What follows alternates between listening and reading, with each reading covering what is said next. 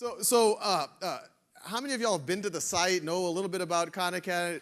Oh, wait, oh, good. Oh, this is very good. That's probably why you're here, actually. This is it's a silly question. So as most of y'all, I guess, do know, Khan Academy is most known for the videos, and we're going to be doing more videos, and this is a super exciting collaboration. But we're also doing a lot more, and I'll talk more about that. But so we're all on the same page. I'll show you a little montage of some Khan Academy videos. Up the volume. And the notation usually is a capital sigma. All of these interactions are just due to the gravity over interstellar, or almost you could call it intergalactic. So the right slot is I plus 1. This animal's fossils are only found in this area of South America, a nice clean band here. They create the Committee of Public Safety, which sounds like a very nice committee. Notice, this is an aldehyde, and it's an alcohol. It's some type of an infectious disease. Exactly. So the key is when you start to look at data, you have to look at all aspects of it.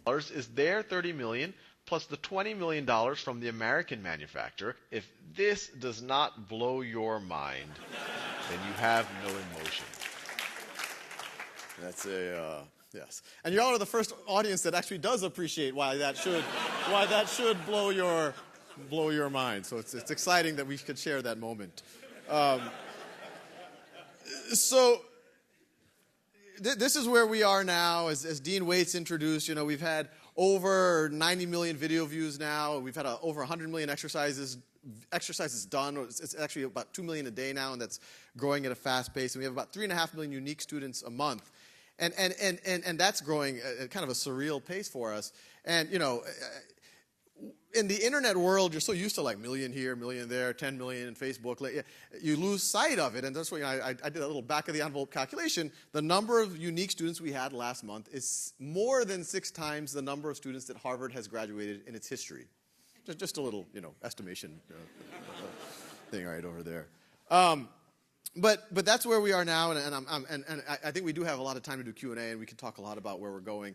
But I will, and I think a lot of y'all know some of this, how this kind of happened or started, and it's all been a little bit happenstance and lucky circumstances and the right things happening at the right time. But as a lot of y'all know, it started in 2004. I was an analyst at a hedge fund actually at 9 Newberry Street, and I had just gotten married, and some family was visiting me from New Orleans, which is where I grew up.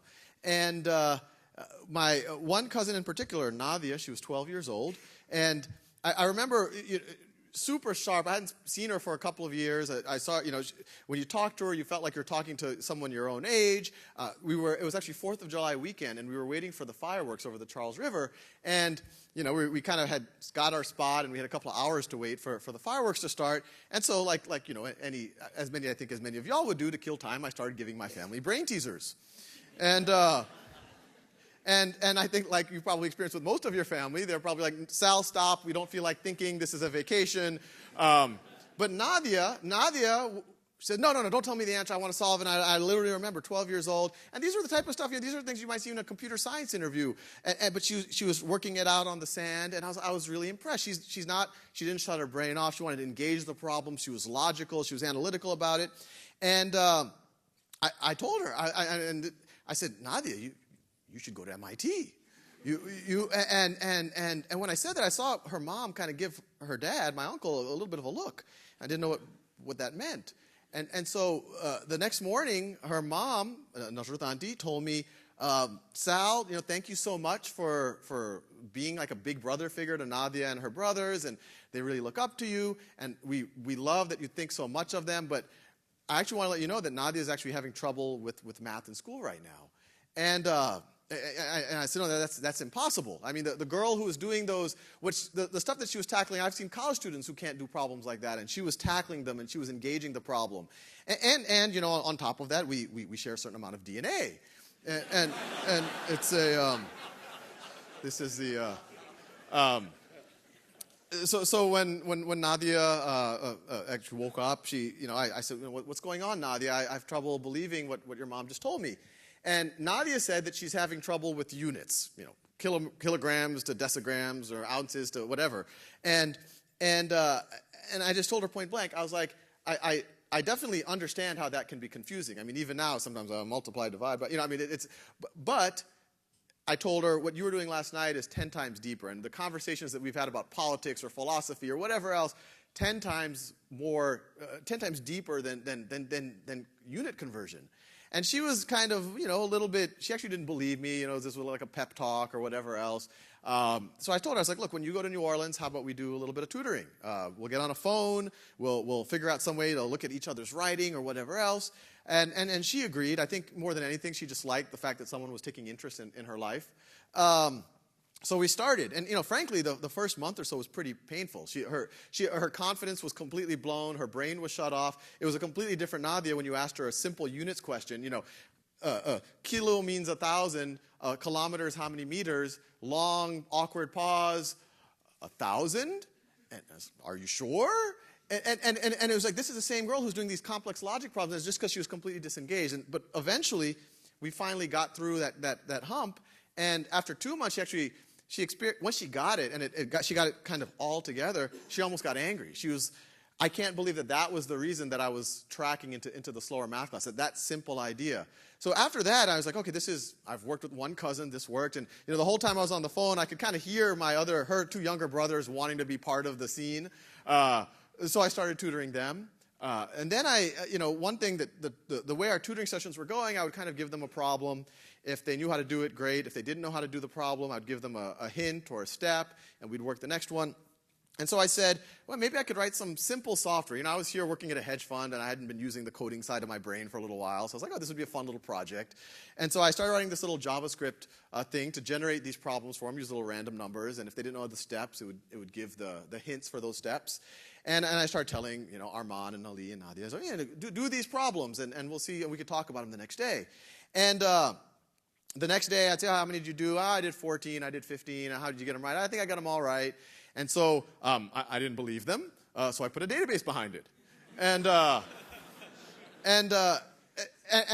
it was just that simple, very primitive thing that I was doing part-time, started giving me all this information. Wow, they didn't know how to do that type of problem. Boy, I've been really gauging where they are in the completely wrong way, or now they need the practice so that they can really bone up on that concept. Or why is Ali, who is 8 years old, doing that problem at 3 in the morning, which was actually one of the things that I discovered when I was doing little SQL queries on their little problem logs. And so that was there, and I started getting more and more cousins involved, and I was tutoring them after work. And by November of 2006, I was at a friend's dinner party, actually another MIT alum, Zulfikar Ramzani, he did his PhD here. And and I was showing off the software that I was doing. My cousins are using it, and I think it's really helping them and all the rest. But my only complaint was I was doing these videos, and I wasn't doing the videos at this point. I was doing these tutorials, and it was getting hard to scale. That connection that I had with Nadia, the one-on-one connection, even when you start having 2, 3, 4 students, it started to become difficult. I tried to do conference calls, and those were a mess. And he's the guy that told me, he's like, well, I don't know if this will work, but why don't you make some lectures and put them up on YouTube, and maybe you can get some of the stuff out of the way for your tutorials. And I said, no. YouTube is for cats playing piano. It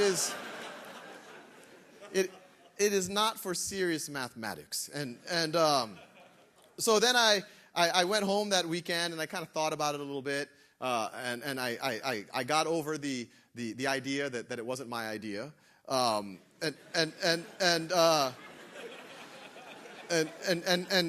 decided to give it a shot. And I put a couple of those videos out there on YouTube. I made it. I remember that first, screen. Do you want to make this public or private? And I was like, and actually, I was tempted if it was password, because I was embarrassed. What if these aren't good or whatever? And I said, well, maybe if I could password protect it, but YouTube didn't have any functionality like this. So I guess I'll make it public. But what are the odds that anyone else is going to see this stuff? So I put it out there, and I started pointing my cousins to it. I was like, hey, before we do this, why don't you take a look at these? This might be good to review. Or here's some stuff you could look at if you forgot the last time we went over this idea or that idea. And, I joke a lot about this, but it's completely true. After a couple of weeks, I had about 30 videos out there. And, they were very simple, very primitive. And you can actually sort on YouTube by upload date. And you can see those original videos, very primitive. And I asked my cousins, well, are these useful? What do you think of them? And they told me that they preferred me on YouTube than in person. And And I haven't clarified whether it only applies to math videos or, this is a broader thing that they don't just. But it's completely unintuitive. It goes against everything we assume. We always assume that, yes, technology can give you productivity. Technology can give you efficiency. But technology is something that can always only approach the resource-intensive, the live version.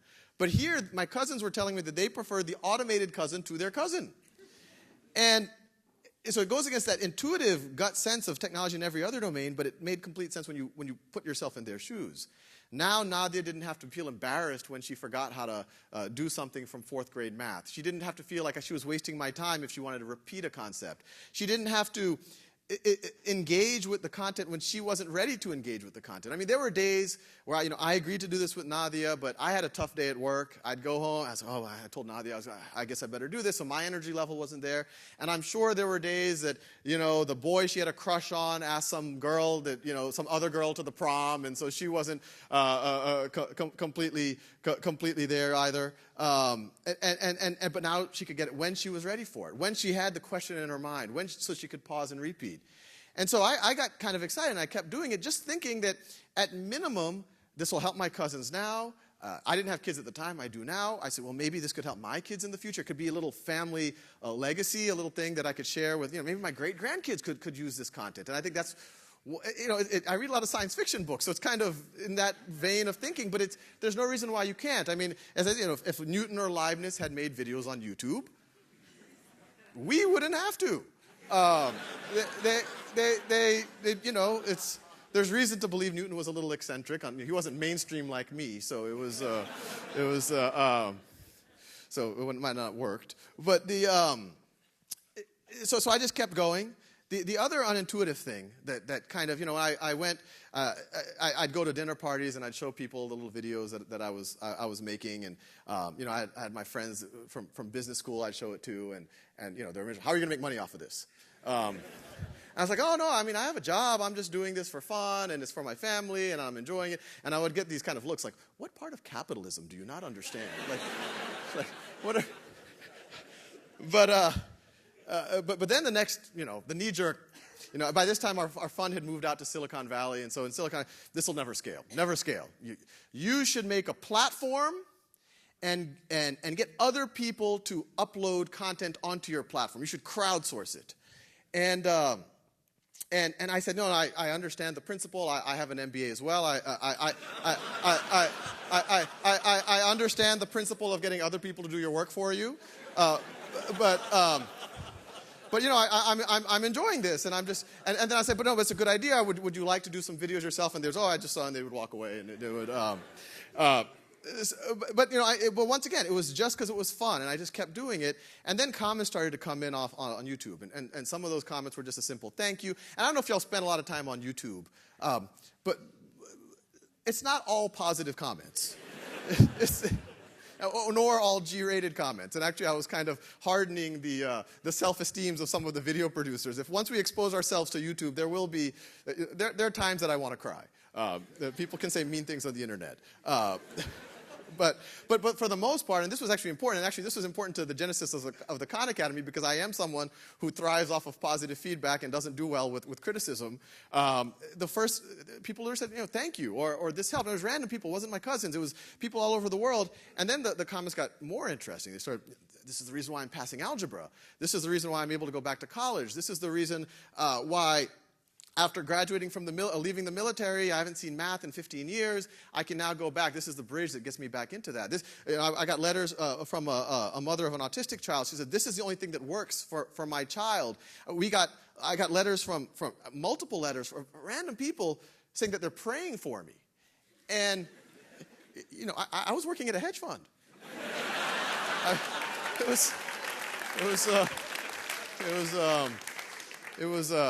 I'm sure some of my investors had prayed for me but for different reasons. So it was just a powerful experience. So it kept going, and the site traffic just kept growing. And you fast forward to 2009, and actually there were some interesting events in 2008. 2008, during the financial crisis, all bets were off. In our fund, we parked all of the money in cash, and frankly, all of the responsible fund managers started reading the Federal Reserve Act over and over and over again.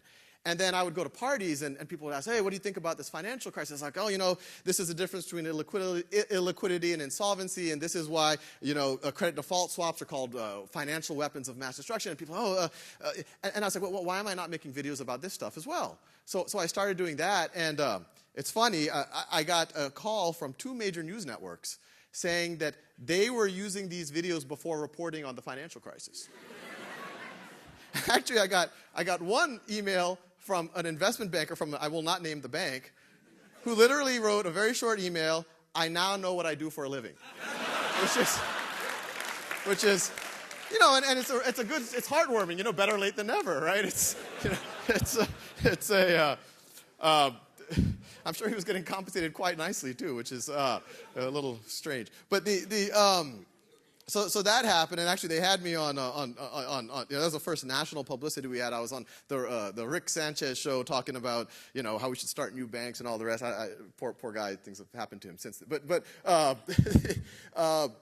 But and in 2009, you know, I had this day job still. I was an analyst at a hedge fund, and but I had trouble focusing on it. You know, there's the site. People were writing me letters. People were the traffic was picking up, and there were many other times. You know, you have a bad week at your job, and you say you want to quit the job, and you go to your wife, and you look at your finances, you look at your mortgage, you're like, and you look at the different. No, I'll stay a little bit. I'll stay a little bit longer. But by fall of 2009, you know, I just, frankly, this is all I thought about. It would actually have been irresponsible for me to continue managing other people's money. And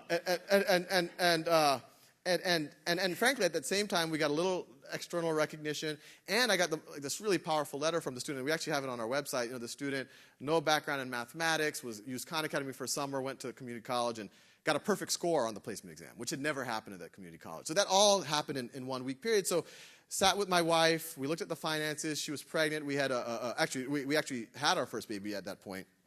And so it wasn't a light decision, but we said, look, we have enough savings that I could take a year off and do it. And so I did. And you know, like all things like this, it doesn't have the site was doing just great. It was growing exponentially, but the funding, we set it up as a not-for-profit.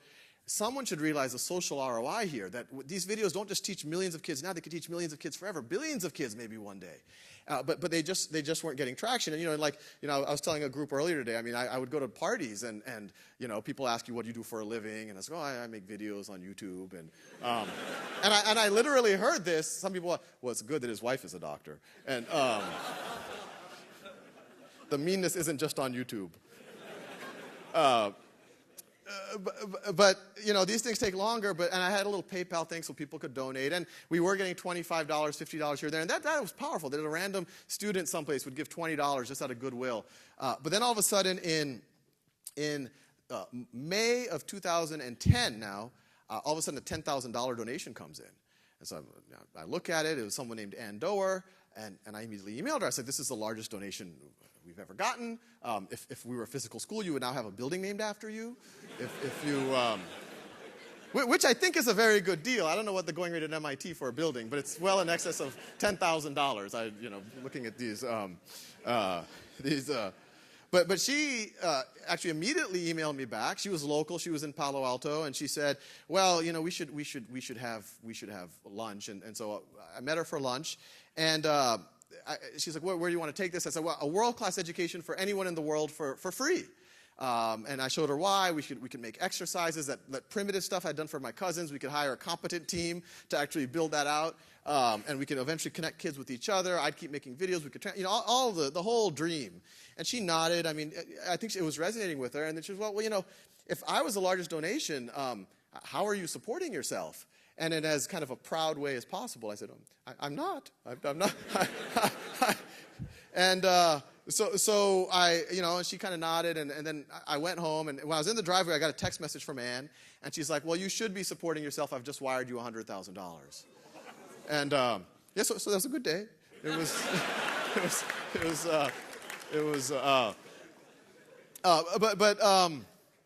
but that, and actually Anne's texts have started to become this a bearer of good news since then. Then things started to get really surreal and wacky, and even to this point, I mean, it's just been a surreal rocket ship ride since that point. A few weeks later, some folks at Google, I say there are two major institutions in Mountain View, Google and the Khan Academy, and don't get as many laughs at Google. Some folks brought me into Google. It was a big room, and they were very complimentary. They're like, oh, I don't know if you know that a lot of our kids use Khan Academy.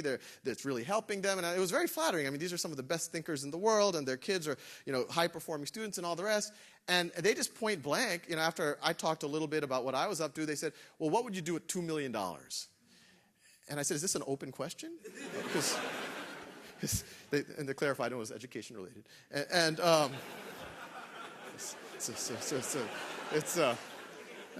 I've got needs, So I told them the same thing that I told Anne. We would build out a virtual school. We would hire engineers. We would designers. We would make this thing for anyone anywhere can learn.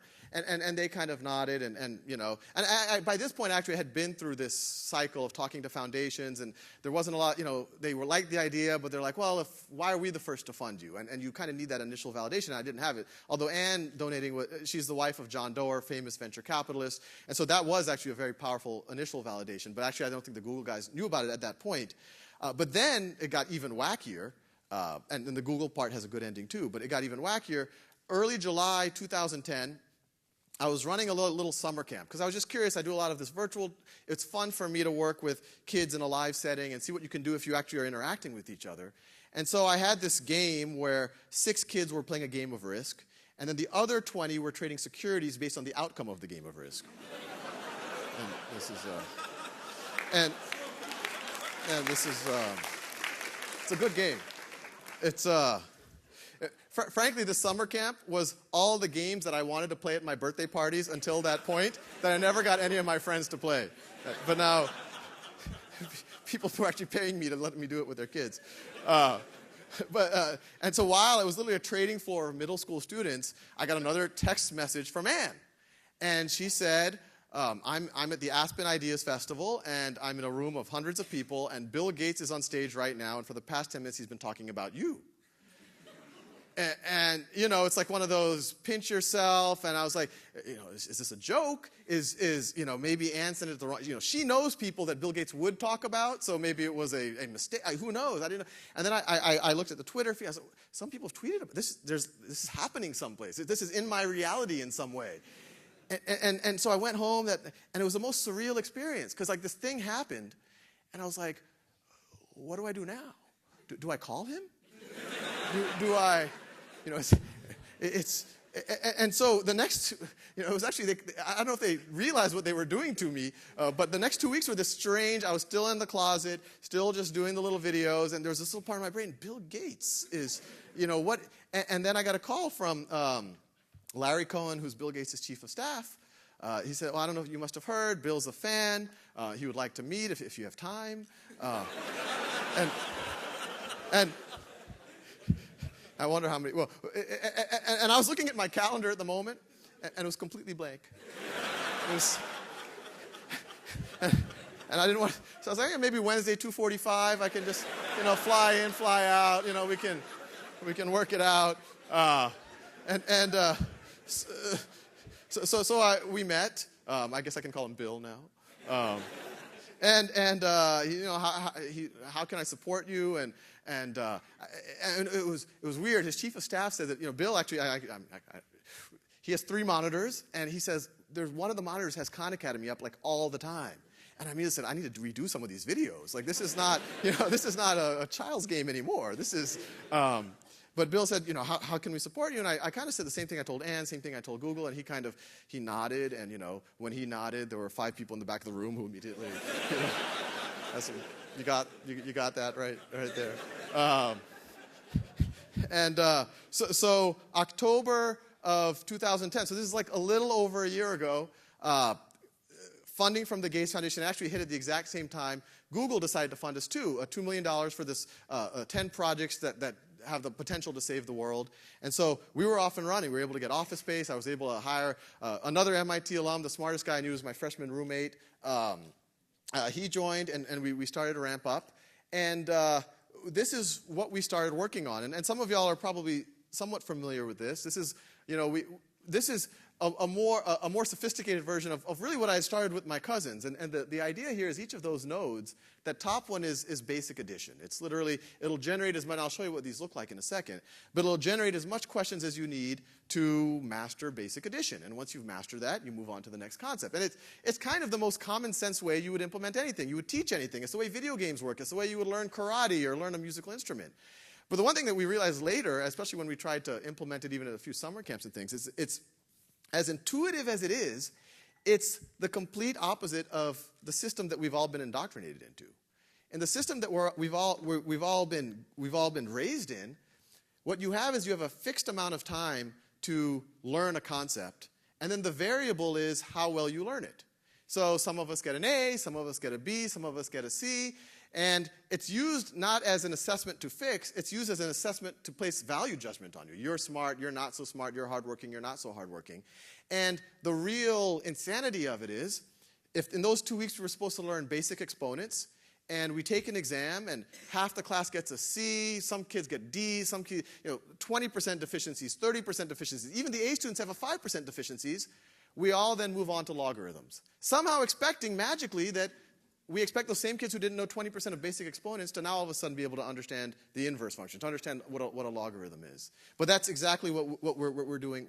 And the analogy is, imagine building a house. And the foundation, you build it, you get the inspector to come in, the inspector goes and says, oh, it's an 80% foundation. And you're like, well, that's passing, let's build the first floor.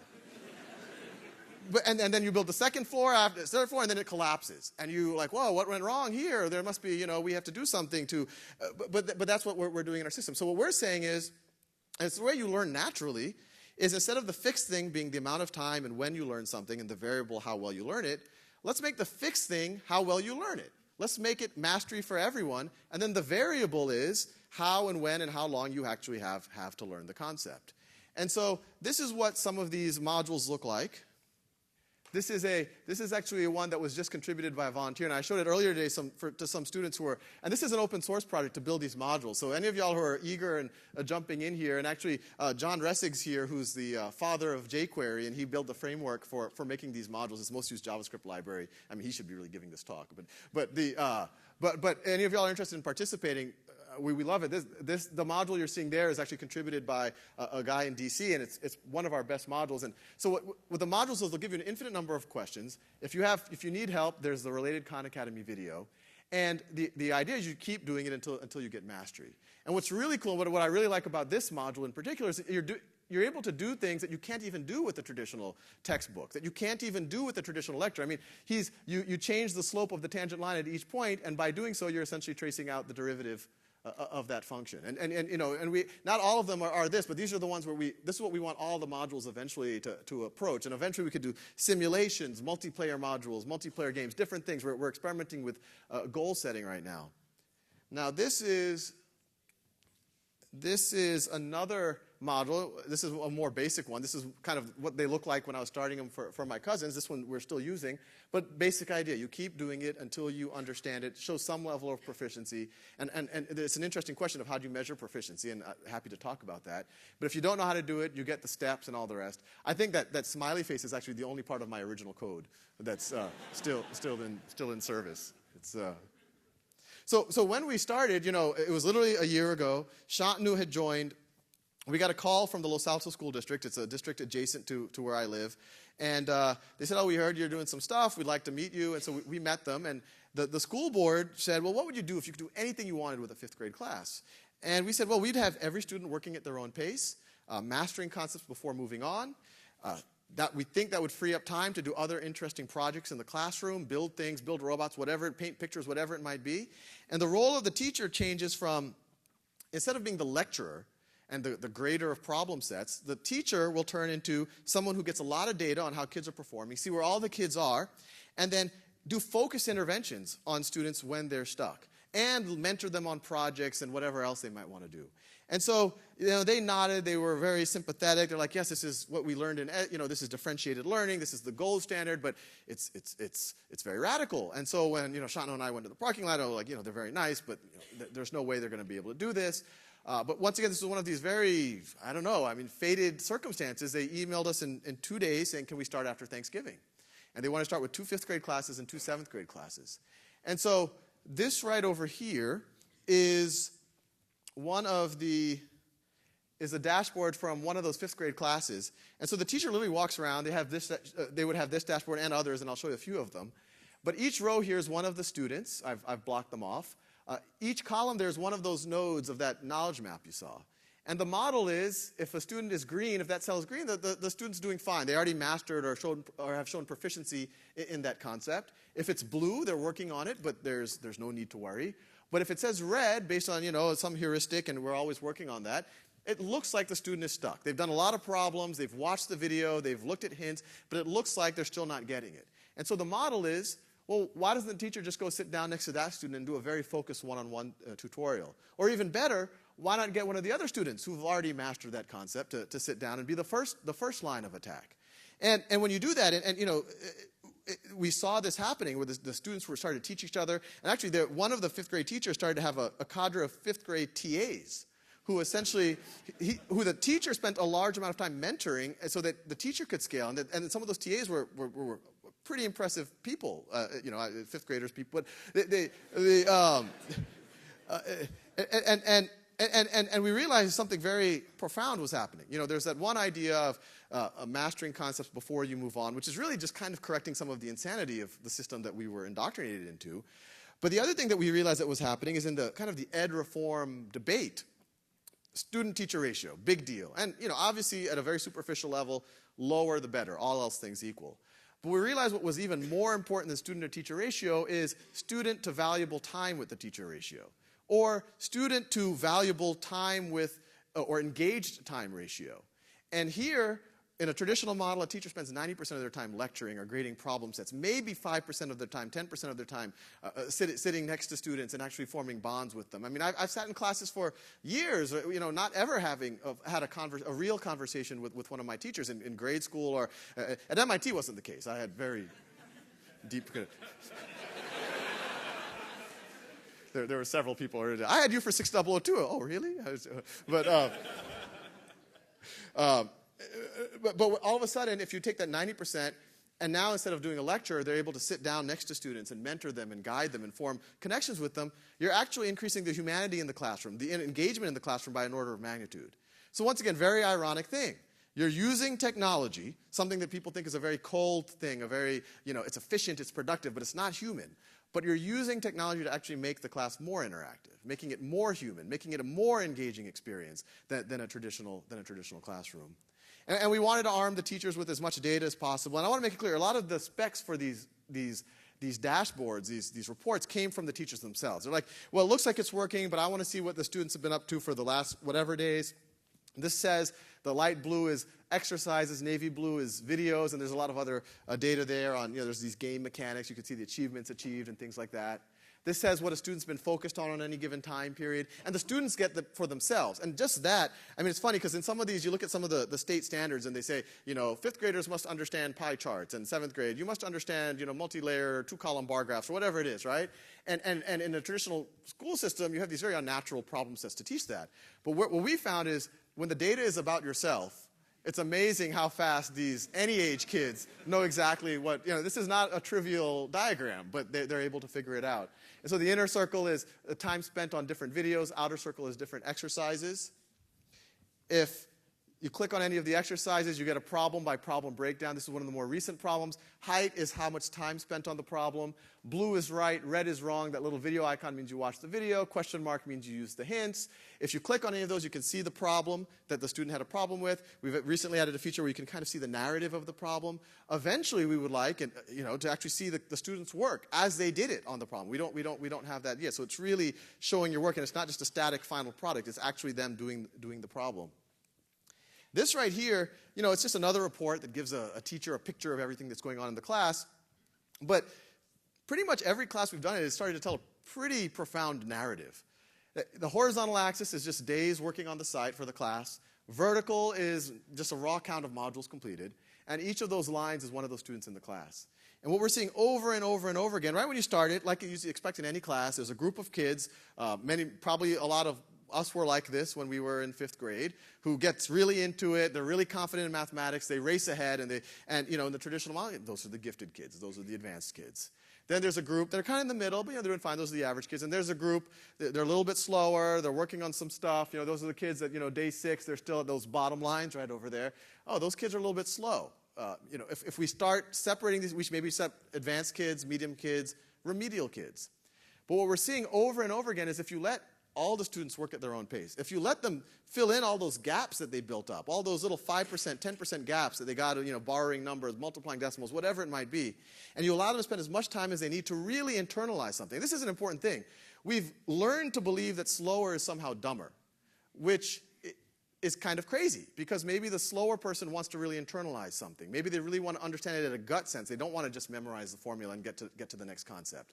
But that's what we've been indoctrinated into.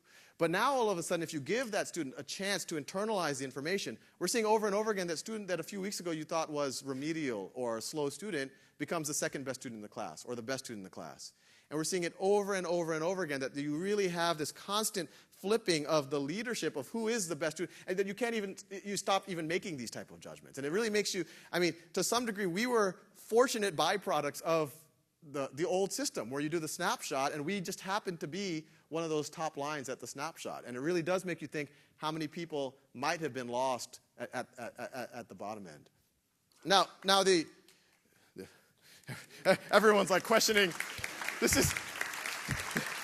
Everyone's like, oh my God, maybe I could have. It's kind of an existential, but which it is. Frankly, it really is. Now, I think, I've hinted at this already, but there's the assumption that, and I don't think it's over here, but a lot of times there's a knee-jerk reaction. Oh, computer-based learning, they imagine some kind of Borg or Vulcan reality of, these things plugged into kids' brains, and they're just doing this all day, and they're all.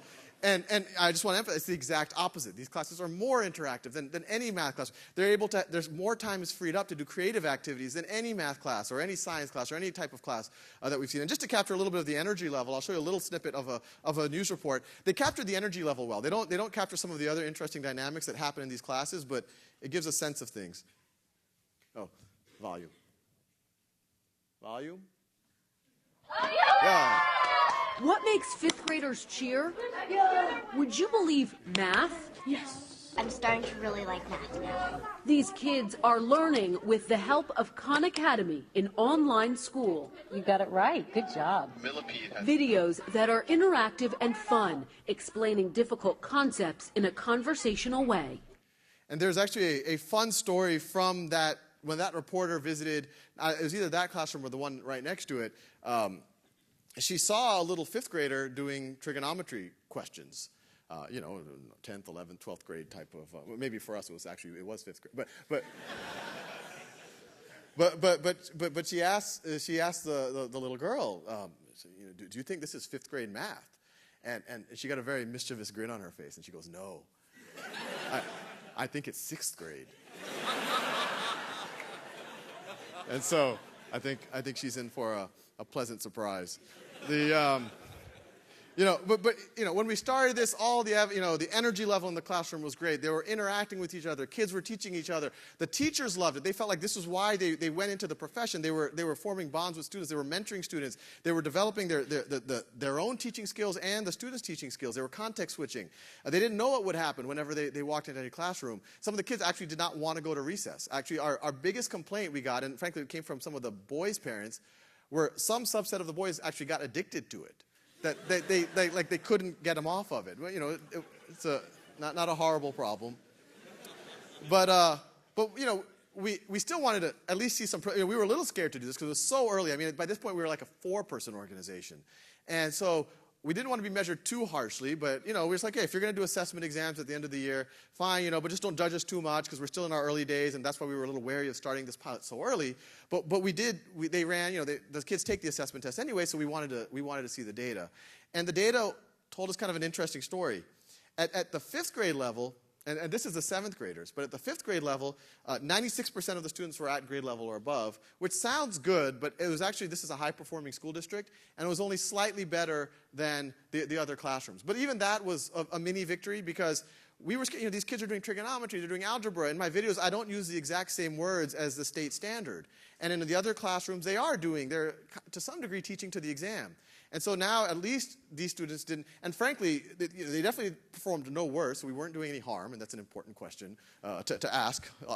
But even more, and we're going to do this year, the 5th grade assessment did not capture what that girl knew about trigonometry. It did not capture the algebra. It did not capture, there was one student who was working on calculus. And actually, at the time, he outstripped our exercises, and he just started watching videos and things like that. And, but the 7th grade was a kind of mind-opening narrative, and it kind of gels with what we saw in that previous graph. And the 7th graders, and this is, there's sometimes a misperception, because Los Altos, I actually cannot afford to live in Los Altos, so it is a very affluent part of Northern California. But the 7th graders were not an affluent group. This was actually an algebra readiness group. It's a euphemism for remedial math. And most of these students were students from the other side of El Camino. Most of these were English as a second language students. Some of these were students with learning disabilities, some of them severe learning disabilities, or at least they were diagnosed with learning disabilities. And going into the year, that's the top bar right over there, 23%, that's the left side, the orange, 23% were at grade level, none were advanced, and even the ones that were at grade level were barely at the threshold for grade level. And you see 6% were very below basic. Far below basic is like, it's worse than random when you take an exam. So these were students who were really having, like they just didn't answer the test. And after 6 months, and this what really spoke to us, double the number of students that were at grade level. But this was a thing that none of us had ever heard of, and we didn't know if it ever happened before. 6% of the students were now advanced. This was a remedial math class. This was a class that's normally like the academic graveyard. After you go there, it's just you get further and further behind everyone else.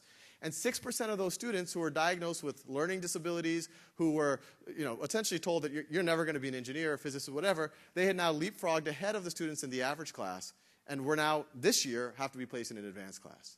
And when they saw that, that's what the district said, well, we have to expand this. And so that's why they are expanding it in different ways at the 5th and 6th grade level, and also at the 7th and 8th grade level now.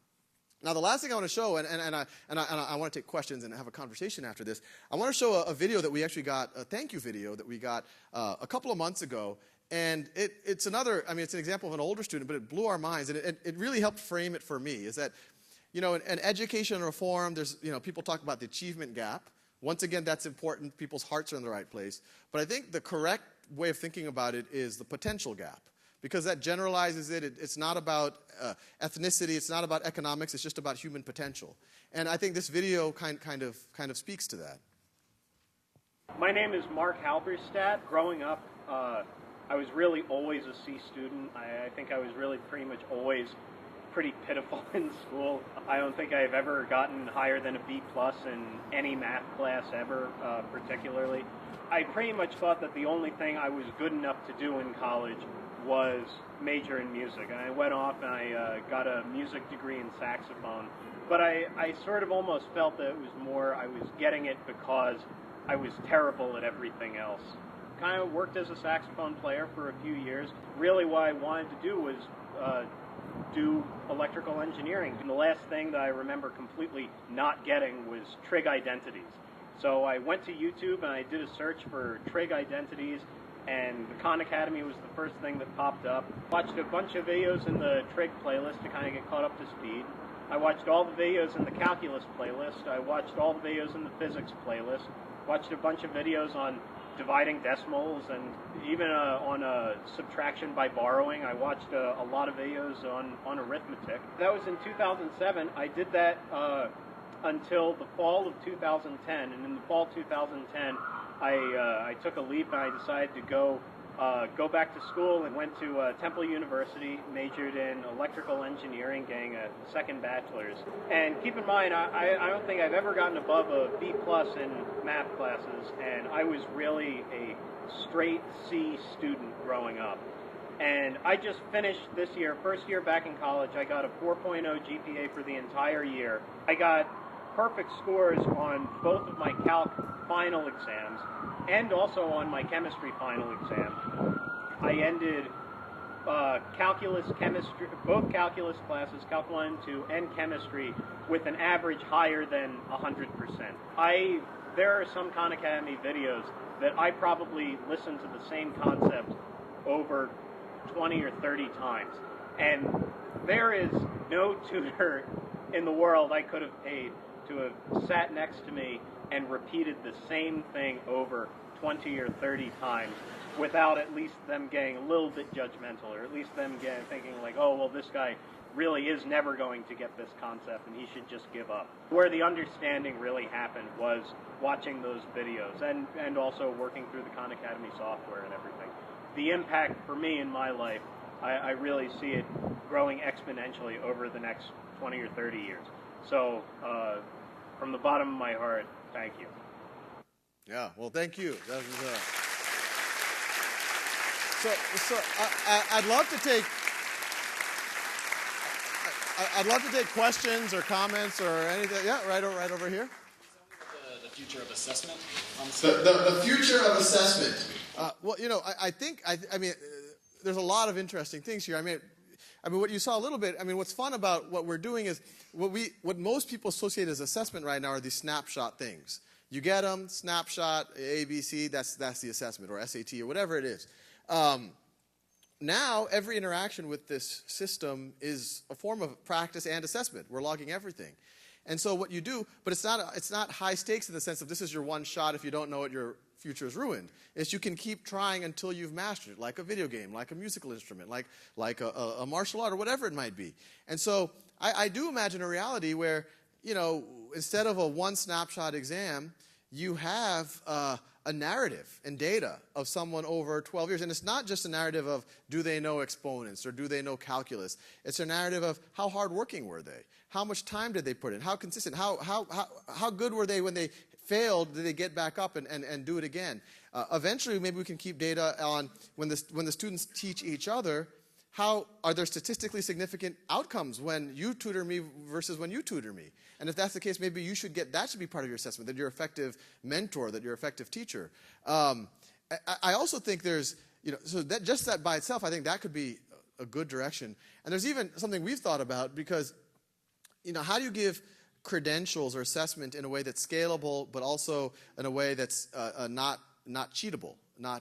And we've been playing with it. And I don't know if this will ever happen, but you know, the gold standard is really the oral exam, which you get if you're, you know, doctoral qualifications and all of the rest. But it's resource intensive. And you know, you don't even get it at the undergraduate level. And but what if you crowdsourced oral exams? So you have 5 ninjas in the country. That's a cheesy name, but you know, you have some title where admirals or whatever. We'd have to think of a better name. We're Jedis of calculus. And if someone else, you know, right, someone else might be a junior Jedi, and if in order for them to become a Jedi, 5 current Jedis would have to do a Skype oral exam and say, well, and maybe you record it. They are now Jedi quality, and then they can go to the next. They can get to the next level, and you could do. And obviously, there's incentives for you, and you could even keep stacks. That maybe you're always saying no to people. Other people are more forgiving, and so you can weight people's votes even. So I think there even is a way to even do oral exams in a scalable way. That's actually where you actually get real good authentication. But it's an interesting question. We don't know the answer. One thing I would like to see in the whole learning credentialing world, which we all jumble together and we call education, I'd like to see the credential and the learning get decoupled. Because then what you do is you can actually have then institutions can optimize for either. So, and also then the credential becomes a better signaling. None of you guys, you know, you're going to get an MIT degree. You're never going to have trouble. You go to the next state, at least getting the interview. They're going to say, oh, MIT, I know MIT. But that's not true of the great majority of universities in the country. You could go to Louisiana State University, or you could go to your local community college, and maybe you do know, you learn the material as good as the best students out there, but when you go, your resume is still going to be passed over for maybe the MIT grad who might have not known it as well, or the Harvard grad who doesn't know it as well. And so the signaling mechanism right now is broken. So if you actually decouple it, so you actually have strong signals that anyone can take that exam, and if you take it, it's as respected as, you know, going to a great university, then all of a sudden you've kind of done something very disruptive to the whole higher education, even the high school place. But it's something interesting to think about. Yep. Isn't that the snapshot, though, of what we have right now with SATs and GREs? So it is a snapshot, except, so SATs and GREs are not bad, as long as we're beyond the culture of you only get to take this when you're 17. I'd like to see a world, and actually I've actually given this advice to people who are having trouble getting a job. Study for the SAT and do really well on it. If you get an 800 on your math portion of the SAT and you do nothing else, you will get an interview, even if you're 50 years old. That will get you an interview at whatever job you have. So I'd like to see a reality where, yeah, anyone at any age, there's no stigma associated. It's a one-time, high-stakes, 16 or 17 years old. If I screw up, I'm never going to get into a good university. It should be, there are these assessments, and we can debate whether that is a good assessment. You can always improve on the assessment itself. But where, yeah, at any time, yeah, I didn't do well the first time, but I'm going to make it my goal to eventually do well on it and then use that as a signal to the world that no, I can think well and I'm logical and I'll be able to contribute. But it's a fair question. I mean, we'd want to make the assessments as good as possible. Okay. Okay, whoever has the microphone then wins. A lot of study is being done to individualized learning profiles, i.e., give the child the way he best learns certain content. Yeah. How do you think about that?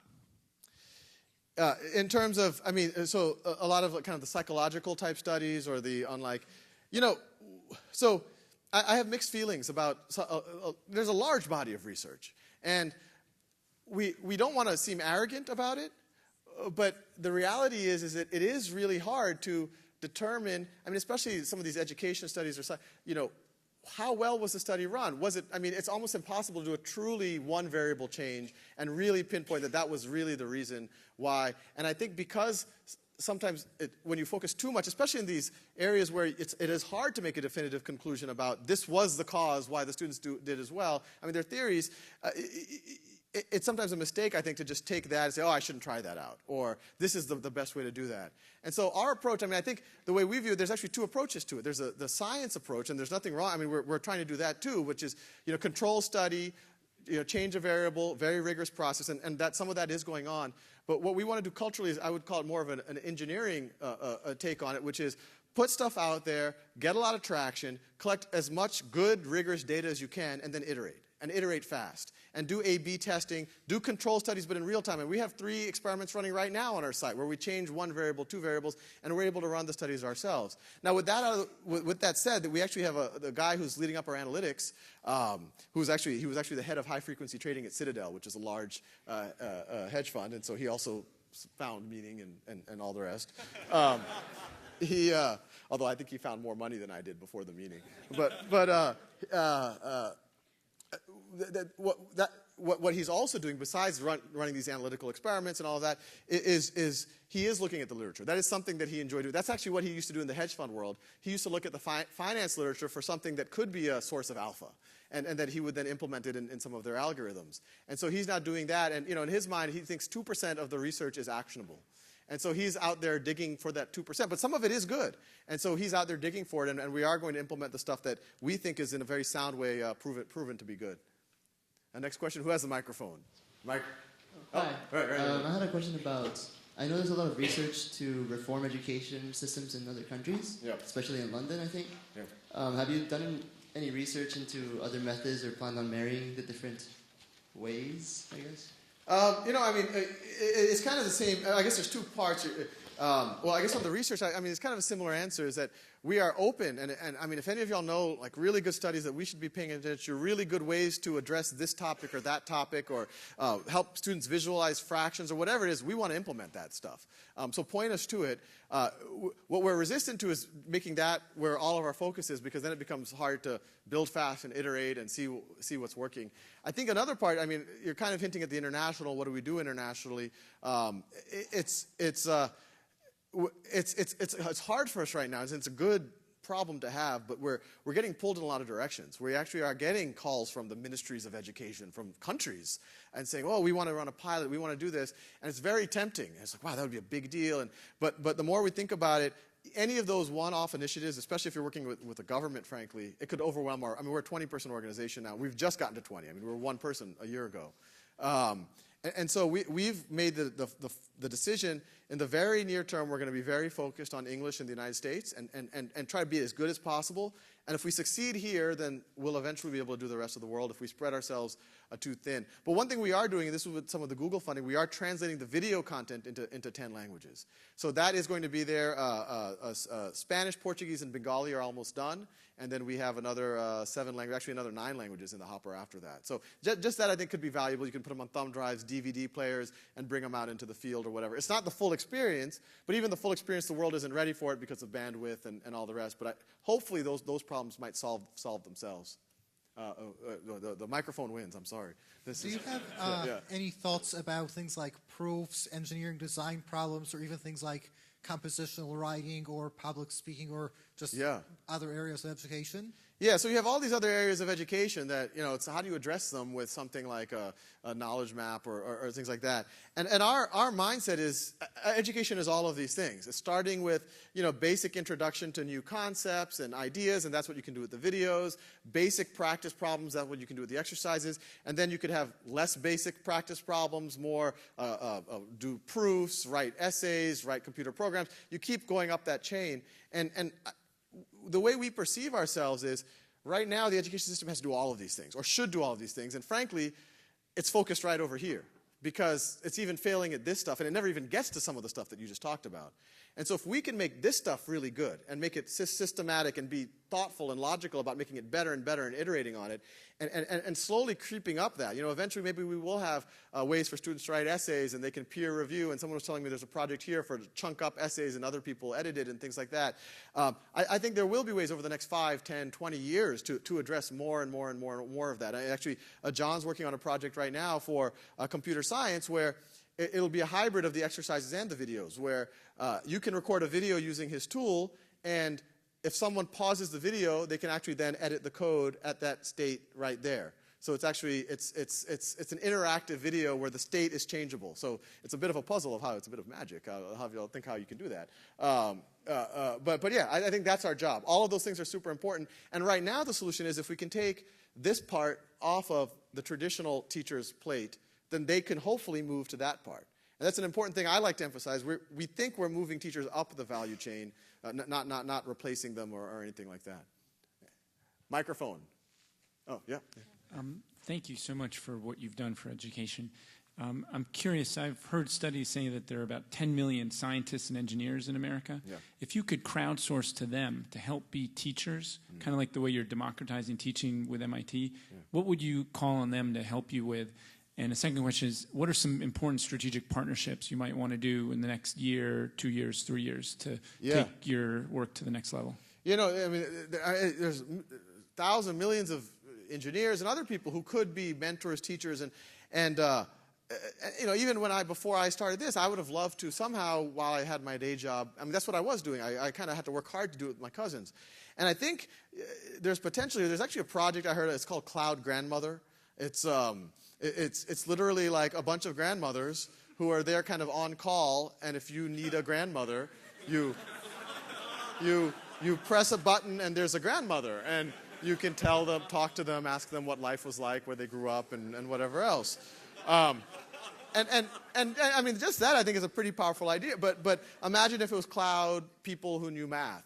And you're at Khan Academy, you've watched the videos, you've done the exercises. Khan Academies, we say, hey, this person still seems to be having trouble. Do you need help? And all of you guys, maybe you're at MIT, or maybe once you're working, you're like, hey, I have lunch from this time to this time. I could be part of the cloud engineering team. I'm having office hours. So if any student needs help, I'm there. And if you have enough of those students, it would be perpetual year-round. At any given moment, you would have 1,000 people waiting to help people. And so, you have to think about things like safety and all that. But I think you can have a reality eventually where a kid has a problem, click a button, one of us shows up and says, oh well, let's see, and then you'd have access to all of their data, and you could be informed, and you could actually help them, and maybe record it or whatever else. We're not anywhere near there yet. The technology is already there. In theory, that could be built tomorrow. But I think something like that could be pretty. I think something like that could be interesting for foreign language too. I have a 2.5-year-old, and I'm thinking about getting him a Skype buddy in like France and Beijing, and so like they can do their 2.5-year-old thing, but in each other's languages. And I think that could be the closest thing to cheap immersion type of thing. So yeah. Oh, microphone. Oh yeah, right over there. Yeah. Hi, you talked about bringing that into that one school near you, and I was wondering if you have thought to bring it to other schools, if other schools have like contacted you, and it just seems like it would be a huge scale problem, but really awesome if you could. Yeah, no. So the question is, we did those few schools at one school district. How do we scale this thing? Is that even what we should be about? And in our organization, we've decided one thing. We have 3.5 million students a month. Most of them are not using it in a formal setting. And I think one of our secret sauce is that we've been focused on the student. And so that's always going to be our priority. But this school pilots maybe more schools should be doing this. But how do you scale it? How do you do that? And what we're doing so this year we're doing the whole district of Los Altos. It's not a huge district, but it's on the order of about 1,000 students in 5th and 6th grade. And then we are working with other schools, a couple of charter schools, Summit Prep, KIPP Academy, Eastside Prep in East Palo Alto. And we're seeing how it works in those settings, and can we get similar types of results.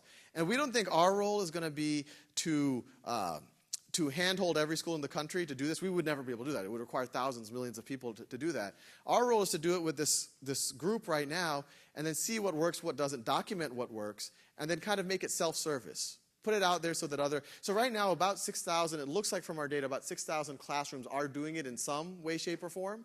We have no contact with them. We don't know if they're doing it well or not. But if we can make it easier, maybe we can make that 60,000 or 70,000. And maybe, this is a fun thing about being a not-for-profit. Maybe we can, we have so many people who want to volunteer, and we're not leveraging that right now. But maybe if you guys, you're like, hey, I want to try this out with a local school. You could, I'm sure most of y'all in this room, based on this talk, y'all could go do it, or you could visit us out in California, visit some of the schools there, see how that works, then you could adopt your own school. So I think things like that will help the scale. But I think, and I don't know if this will work, the real thing that'll happen is, and this is where I think the rest of education reform has maybe failed, it's been all top-down. Let's pass a bill, let's pass a law, let's do this to union contracts or whatever else. What we're saying is let's prove the case, and let's show the world that it works. And when, frankly, the mothers of the world see that there's a girl in Los Altos doing trigonometry and their kid is not, they will go to the PTA and they'll say, why aren't you doing this? And it's free. And so there's no reason, well, we just don't feel like it. Or, I think that the mothers of the world can be a very powerful instrument. Yeah. One of a very serious problem we have is that the science and, let's say, engineering teachers in middle and high school don't know what they're teaching. Have you thought about engaging the teachers in your extraordinary program and getting them involved? It's something that comes up a lot. Do we do teacher training? And it was actually something that came up actually very early. Even when I was just doing the videos and it was just a part-time thing, I got a letter from a very large school district, an email, saying, can we use your videos for teacher training? I said, well, why don't you just use it for the students? Oh, no, we can't do that. We'd have to use it for, I was like, why? And I guess philosophically, the reason, we don't mind it being used for teacher training, but in our minds, I think that's where a lot of ed reform efforts have failed, is that they focus so much on the teachers, which is not a bad thing to focus on, but it's usually at the cost of the students. And so in ours, especially because that's where most of our users are, that we're going direct to the student, we would teach teachers, if it's teaching teachers on how to become better shepherds of their students. So if it's a new model, but it's not clear. It's not even clear that I know how to. It's not clear, I guess, is the simple answer. But if it's going to help the end student, we'd be open to it. But yeah, so that's kind of our core philosophy. Yeah. Yep. Next question. Oh, right over there. Yeah. So I've done a lot of learning, and I feel like it's really productive to learn through experience and firsthand learning. By actually doing something. Ian talked about actually being in a lab and testing things, for example. So I guess, is that one of the goals of Khan Academy, is to eventually get to that point where we're teaching experiences more than just skills? Or is that kind of you want to leave that with the teachers? Yeah, so the question is and it's related to the question up there, is is Khan Academy all about teaching skills, or is it eventually going to be experiences? And once again, the experiences are up here, these simulations and games and all of whatever, projects or build, and so we just have to keep working up that ladder. I told y'all about that trading game for Risk. When I did it with the kids, I actually they each had a piece of construction paper that was one of the colors on the board, and every trade they had to put a little slip on what the exchange price. They would give it to me, and I would put it into a little spreadsheet so that I would actually have a chart later on to show them. But even then I said, well, we should have a little simple trading platform. And if we built it, then everyone could do these. And then you don't have to do it for risk. You could do stuff like decision markets for who's going to win the next presidential election, who's going to win the Academy Awards, who's going to win the Booker Prize. And then all of a sudden you're doing something analytical and fun and game-like, but but to win it, you have to start reading a lot of books. And you have to start doing other interesting things. So, but tools like that enable experiential things that right now are very hard. I mean, it's hard for a teacher, especially one that didn't work at a hedge fund, to think about how a trading floor works or what a market maker is or what a specialist is. And we had all of these things with the middle school students. We want to get there, but we have a lot ahead of us. Oh, hello. Yeah. What do you think about MIT's project, OpenCourseWare, and do you have any plans integrating with this great project as well? Yeah, no, I will tell you frankly, in 2001, I don't know how many of y'all, I don't remember, was it 1999 or 2001 that MIT OpenCourseWare announced? 2001. But I don't know if y'all remember the environment then. Almost every other major university was exploring some type of like, oh, we're going to monetize this, we're going to create some kind of distance learning thing, people are going to charge money for it. And frankly, it was one of the proudest moments of my life as an MIT graduate when MIT just threw the gauntlet down and said, no. This is for the world. This isn't about us trying to make money off of it, and we're just going to give it away. And so I think that was kind of a groundbreaking thing that was done very early on in this, and it really changed a lot of people's thinking and was a lot of leadership. I think, the things that it's faced is the content wasn't purposed to this consumption. And so I'm actually probably one of the biggest consumers of MIT OpenCourseWare. But it's like lecture 9 of thermodynamics. And you're like, okay, well, let's see what happens in lecture 9. And you go, and I was motivated to get to what that nugget that I was trying to understand. So I think there's things that MIT can do, and hopefully maybe we can do together to make it more special purpose. That's why I'm excited about this project, because it is coming from the students, by the students, and the faculty, but it is special purposed for this type of reality. So I think it has a much better chance of really becoming something that gets a lot of traction, gets a lot of kids excited, and learning about different things. There's I see no problem with me in mixing the Khan and the MIT brand. Once again, 2 major institutions. So it's yep, right over there. So I think I recently read that you won a $5 million grant from O'Sullivan's to build a physical building, I guess, or a physical academy, and I was wondering what you were trying to do with it or what your plans are. Yes, so we did that. We did get that grant. It's actually for several things. One is to actually expand our faculty, and we actually brought on 2 art history professors already. And I encourage y'all to watch their videos. They're pretty interesting. And they had already made a lot of videos, and no one had seen them before, and we were able to just really give them the validation. So they're there. A part of that grant, about a third, is actually build a platform so that other people can use the data, the analytics, the platform for their own content, and maybe eventually we can see the videos and the exercises that are really good, and we can expose those to the world. But then another third is to explore a physical thing, a physical experience, and we want to eventually get to a real physical school. But we're going to start this summer with a summer camp so that we get full ownership, and now we're going to be able to do these things for real. We have real people, okay, what are the games, what are the experiments we can do? And as we learn more and more, we can then document them or maybe even make software tools for these experiences and then allow any math teacher or science teacher or whatever teacher in the world to actually do them. But we do want to do a school. Because I think when you do a school, it's not about incremental change, where you can rethink everything. You can rethink the whole model of what it means to be a school. Because as soon as students are working at their own pace, why separate them by age group? Why separate, if teachers aren't giving lectures anymore, do you need to have 1 teacher, 20 students, 1 teacher, 20 students, 1 teacher, 20 students? Can't you have 3 teachers, 60 students?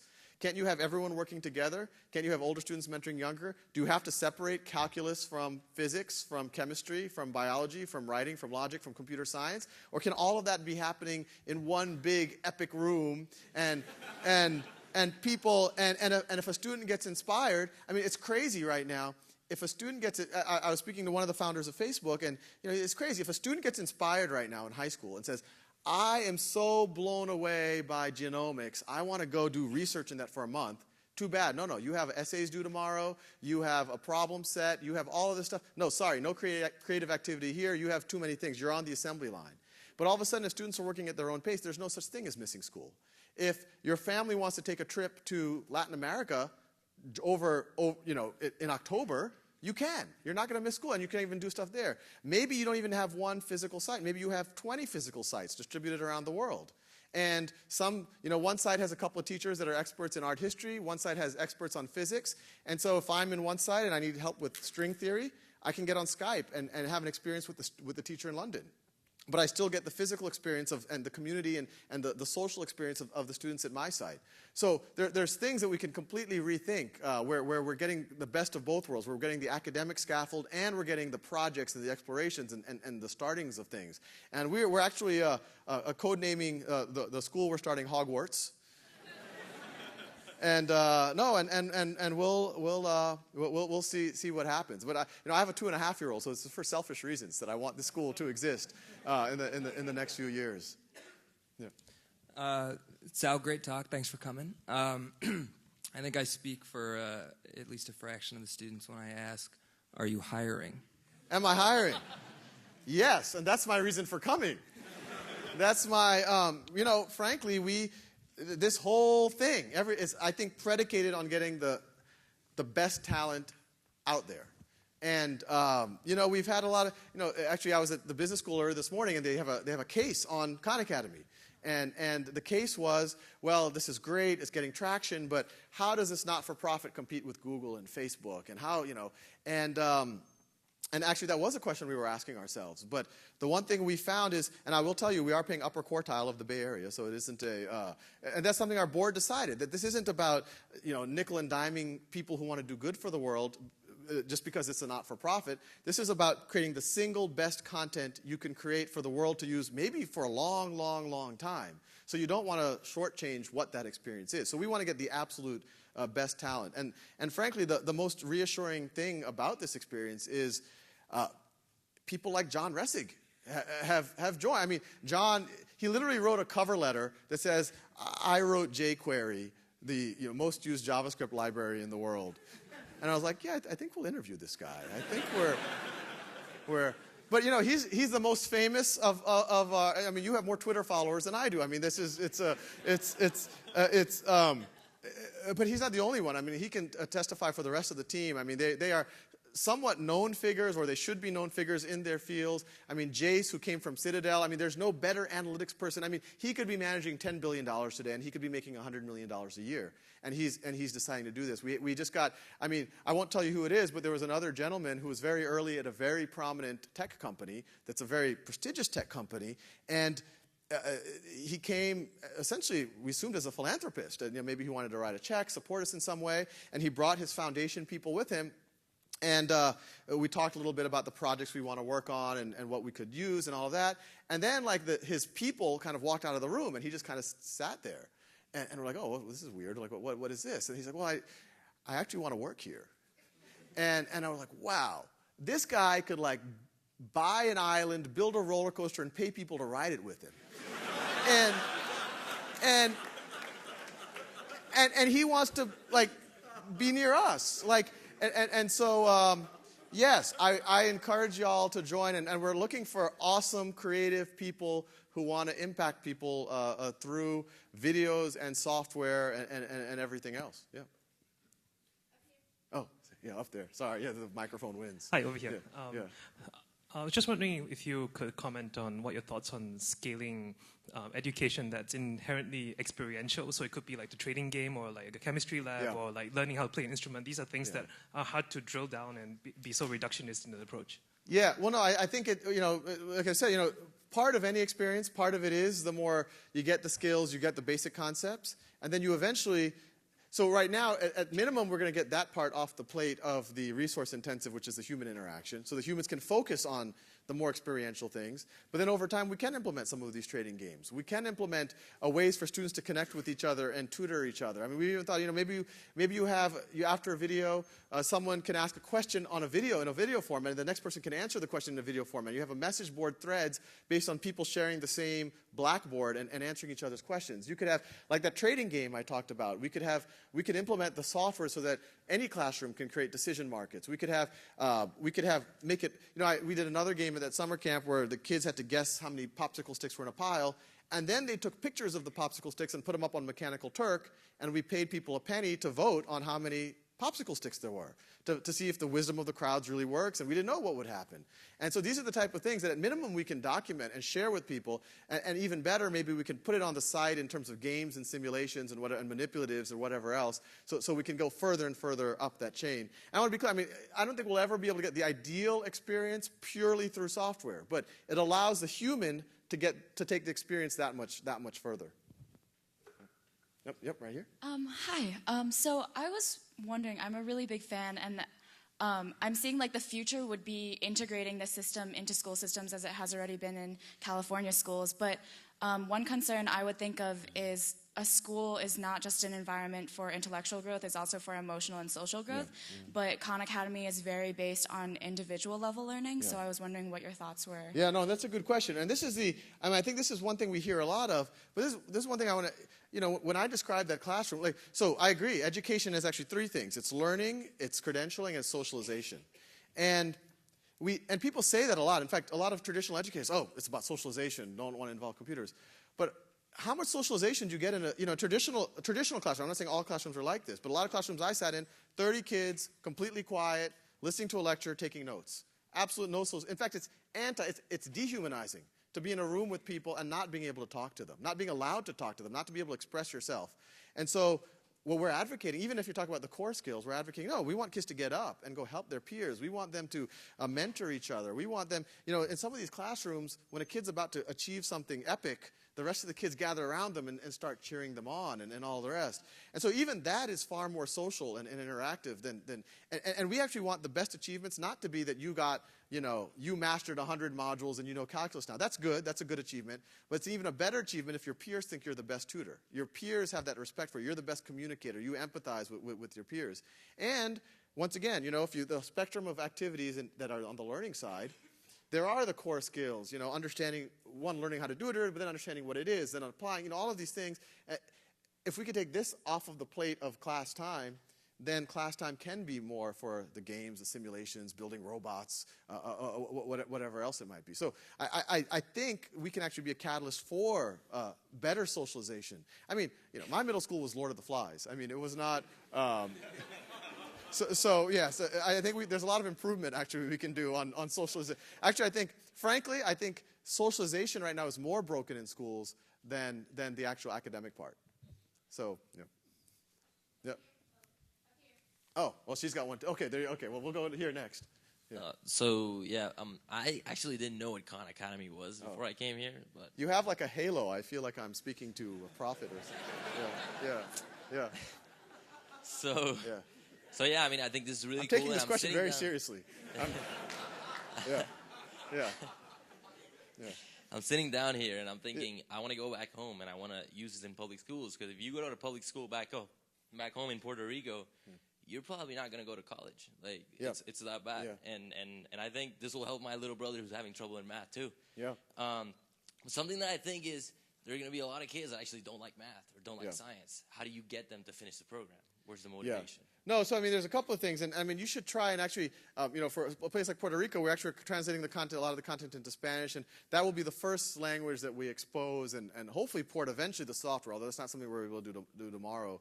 But the broader question is how you get kids engaged. I mean, that's the fun thing about the internet and this kind of engineering mentality and iterative mentality is that Amazon.com asks itself that same question. Well, not everyone's going to buy a book. How do we get more people to buy a book? But we can apply that same methodology. Okay, let's try this. Maybe we can apply maybe if some people watch the video of Mark, that'll motivate them. Maybe if someone sees a video from someone else, or you give a talk, or you change the color to something, maybe that's what does the trick. So I don't know if we'll ever be able to get everyone into that motivated bucket, but I suspect as we keep testing and iterating and looking at the data, we'll get a much larger spectrum of people. And we're already seeing that. I mean, even in the classrooms, that 7th grade pilot, even day one, what blew the teacher's mind is this was a class where every student was disengaged. This is why they were in that class. And it was a video game for them, and they got engaged. There was a healthy level of competition and fun and camaraderie around things. And so I think the fun thing is it seems like it's already moving in that direction, and then we can keep iterating and improving it so it gets even better. And I encourage some of you guys to join us so that we can help us do that. And if you cited numbers, I would go play the lottery right now because I've still been anyway. Yeah. Next, right here. So traditionally, we all learn from somebody who's older than us. Even on the MIT seal shows an older figure and a younger student, a mentor-student relationship. Yeah. But so if this, your ideal world plays out where the age won't matter anymore, do you think there'll be any problem with, people, a social problem with people accepting, younger students teaching them or younger people teaching them? And that's an interesting question. I don't know 100% whether I know the answer, but my gut feeling right now is, right now we have that problem. Right now, it's because we associate mathematical concepts or scientific concepts with ages, there's huge stigmas, right? Even, a logarithm is a more complex thing than most things that people encounter in their everyday life, but still 40-year-olds are embarrassed to admit that they don't understand what a logarithm is. And that's because it's associated with a 7th grade math concept. But they're not embarrassed to go to karate class and be a green belt, and there's a little 9-year-old who's a black belt. And they're not opposed to saying, hey, well, how do you do that, and all the rest. And so it's really about removing the stigmas, completely decoupling the concept with these arbitrary age ideas. And I think when you do that, frankly, I think one of the things that's a lot, and I think we're helping a little bit here too, is parents are afraid to admit what they don't know to their kids. They think it'll somehow undermine their authority. And so, Khan Academy can help them stay ahead a little bit, which we've learned is happening. But even better, it can decouple. There's no, we've gotten so many requests. Well, can you tell us on that whole knowledge, what's a 7-year-old supposed to do? What's a 13? We're like, no, we're not going to do that because you're supposed to do whatever you're ready for. You could be 50, but if you've never seen math in your life, start right up there and just keep working. And I think that'll be, I don't mind learning. It's weird. Academic subjects we feel weird learning from someone younger, but anything else I feel completely fine, and that's because of these stigmas. Right up there. With so many K through 12 students, specifically middle and high school, invested in social networks, what are your opinions on using social networks in education? Yeah, no, I joke, the Facebook implies that it's a Facebook for a school, so we should the Khan Academy. But the, I think there's a lot of things that we observe. The same way we can look at Amazon and see, okay, Amazon uses these techniques to improve. Look at Zynga. We could be a productive Farmville in terms of. In terms of, but it's true. They've perfected some very. People are paying them to water fictional crops for. It's a. If that works, but at least they're blazing new territory, and these are directly applicable to this type of stuff we're doing. So I think there's a lot to be said. I think we're going to explore it. And we'll just see. We do very minor Facebook integration right now, but we do imagine a world where you achieve things, you can share it with your friends, you can do friendly games, you can do multiple people together can achieve something with your social network. We're not doing it yet, but it's definitely stuff that we would love to explore. Yep, right over here. Considering that students learn so well from all of your videos and that you've made 2,800 of them, are you just a ninja in 2,800 different K through 12? Or Jedi? Yeah. Or are you a Jedi? Yes. And this is my wife will tell you that I have maybe I learned this in business school, the ability to talk with authority about things that I really don't know much about. It's a skill.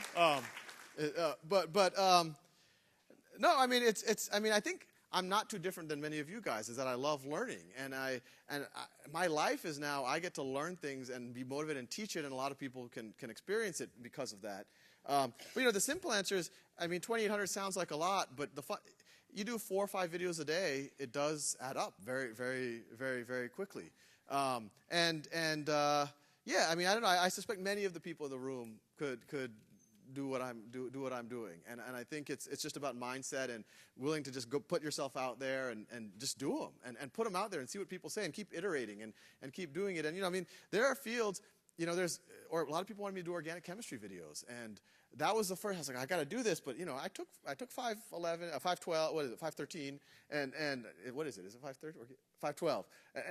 I did all right, but I didn't feel like I truly understood organic chemistry the way I might have, physics or math but I was like, no, if I'm going to do this, I have to understand it at that level. So I immersed myself in chemistry and organic chemistry for a month, read everything I could find, went to the used bookstore, old Russian books I was trying to decipher and all the rest, and it kind of started to, I kind of started to get it. I started kind of, there is a kind of a theme here, and there is an intuition to this. And then I started making the videos. But so yeah, I think what I bring to the table is that I love to jump into something and immerse my brain in it, and eventually it kind of clicks. And frankly, that's why I liked the hedge fund world. Is that I talked to a trucking company. Then I don't want y'all should work at Khan Academy, not a hedge fund. I don't want to make this but you work at a trucking company. You context switch and you learn about all these different industries and you learn about how the world works. And so it's kind of the same type of mental fun, so to speak. Yep. Other question? Oh yeah. Eventually we get the microphone to this gentleman here. Yeah. This kind of goes back to the issue you had with Nadia, where she was good at solving puzzles, but got stuck in a particular concept. Is one of the biggest problems in current math education tends to be people learn the concepts of math very well and learn how to apply it, but they don't really learn the beauty of it. And once they get to a certain stage, they can't really think outside the box or learn proofs and do original research. And what do you think about that? And how do you think Khan Academy can address that? No, I think that's that's the problem with some of the top-down curricular development, is that at no point on the Common Core standards that students should be in awe. At no point does it say blow students' minds with Euler identity. It's not there. Even though that is what it's all about. I mean, that's the stuff that gives you, and it's funny because, and so many people are fixated in oh, well, no one's going to like math unless you show applications. And look, if you can show applications, there is something valuable about that. But what I always point out is, no one ever says, in math class, when people say, when am I going to use this? They're saying that out of frustration. And the reason why I say that, no one ever says that in a philosophy class. When am I going to use this? When are we going to have to care whether there's life after death or whether there's, some platonic cave or whatever? No one says in PE, when am I going to have to put an orange ball in a net? What is that good for? No one says that. No one says that. And that's because they're stimulated. They're motivated. They see the fun. There's something visceral. There's something human about, in their minds, those experiences that they're not getting in math class, even though math class, it is a purist philosophy. It's not just word games. It's actually going to get you to something about the universe is being told, something deep, and it's being lost right now. And I think that's part of, I talked to a couple of students who made some of the videos, and one of the students brought up, we have to give the students the why of doing this. And the superficial interpretation of that is, oh, well, we have to show that it's useful in banking or accounting or if you have to build a building. But the why is actually, I think, an implicit message that's given in the awe of the giver. And if you give a lesson like this, even if you give a million applications, by the tone of your voice, you're telling the student there's no reason to learn this. You shouldn't care. But if you really are in awe of the subject material, if there really is something mystical and powerful about it to you, the student will get the why. They will not say when will, they'll say, wow, this is a truth about the universe. This is telling me something about, how everything all fits together. And I think, yes, if any of y'all make the videos, or if y'all want to volunteer making exercise modules, that's what, that would be those are the winning videos. Those are the ones that will, they all don't have to be there. Not all of my videos are these epic, mind-blowing experiences. but if you can, that changes everything. Yeah. Textbooks. Do you think that a textbook could be made to blow students' minds? How do I feel about textbooks? Yes. And what was the second part?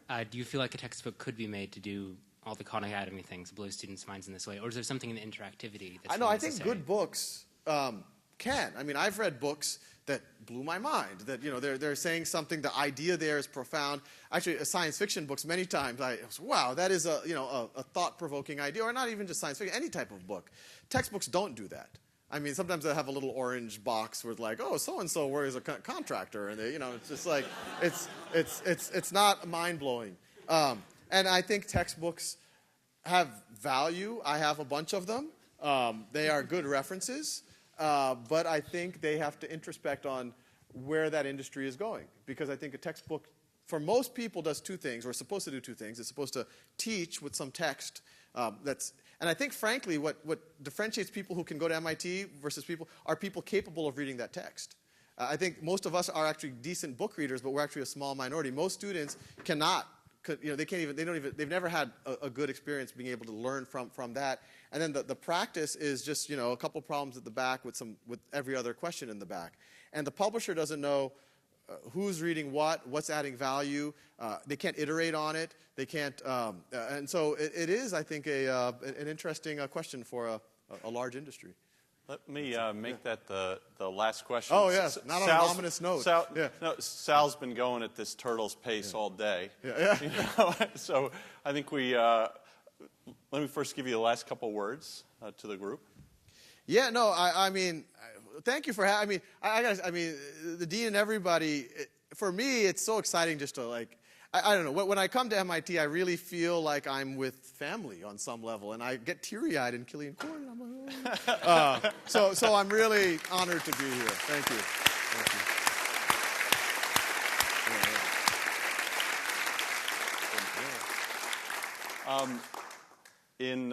In this epic room, you are definitely the education Jedi. So it's been great to have you here. Yeah, it has been great. Thank you. It was super. It was really super.